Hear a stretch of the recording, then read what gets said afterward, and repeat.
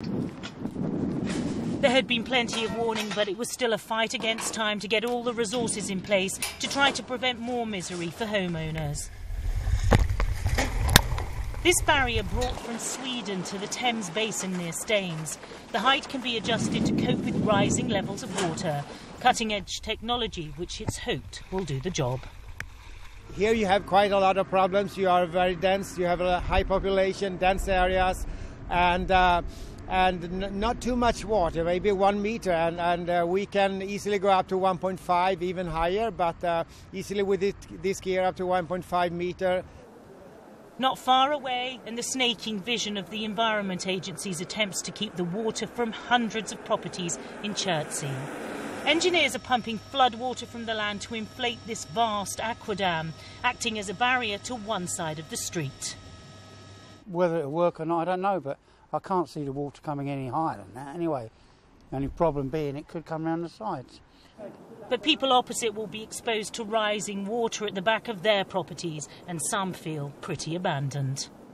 I can understand the logic behind protecting the rest of the town, absolutely, from a logical point of view.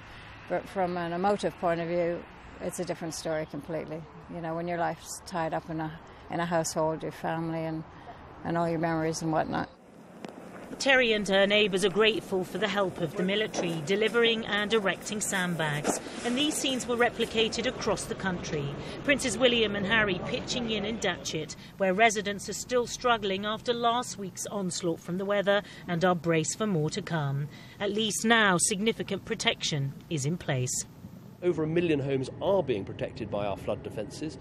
300,000 people have had their electricity switched back on in the last 24 hours. Huge work's been done to clear fallen trees off railway lines. It's a massive national effort, and we'll throw everything at it, but it's going to be a long haul.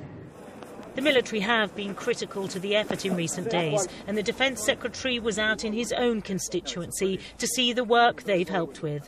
But he acknowledged it's a long road ahead, even after the worst of the weather passes.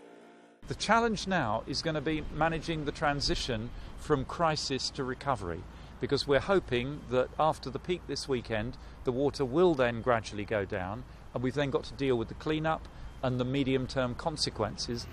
Much relies now not just on how much rain falls in the coming hours, but on the effectiveness of the defences in place across Britain.